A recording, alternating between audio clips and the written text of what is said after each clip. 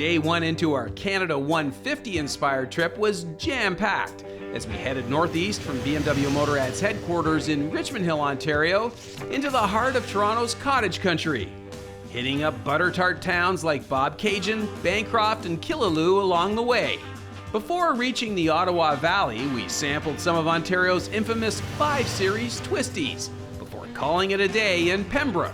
On day 2, we headed west along the Trans-Canada Highway with the Big Ottawa River on our right, and Sudbury plugged into our GPS.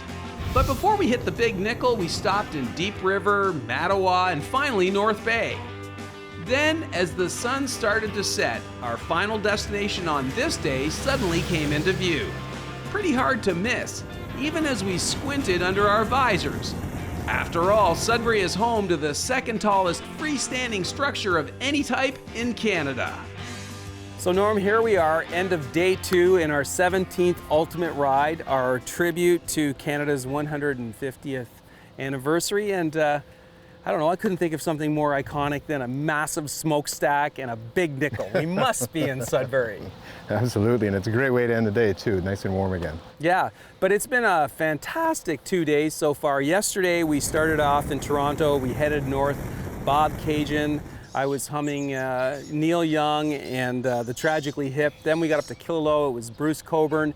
Today, this ride's for some reason from Pembroke to Sudbury. I've been humming Stompin' Tom Connors and more recently Gordon Lightfoot. It's just so Canadian up here.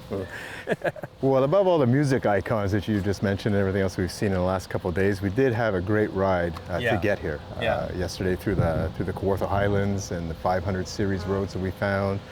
Just the way that the roads were nice and twisty and the foliage from the fall was all being present all the time. And then today, that beautiful Trans-Canada Highway, which surprised us absolutely.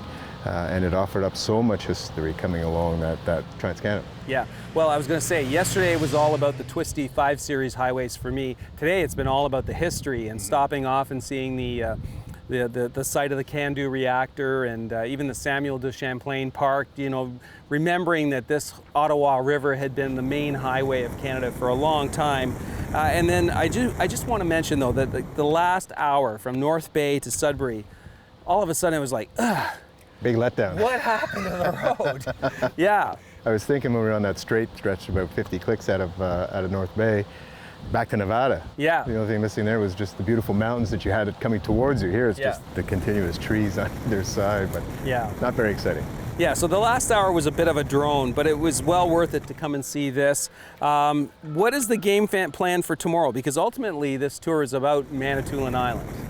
Yeah, so we'll leave here tomorrow morning and head along 17 West again for a short period of time, and then we'll head south to Espanola, take Highway 6 down onto Manitoulin Island, and ultimately head for the South Bay Ferry, which will be taken tomorrow afternoon over to Tobermory. But yes, tomorrow we'll be able to spend some time on Manitoulin Island and really explore that a little bit.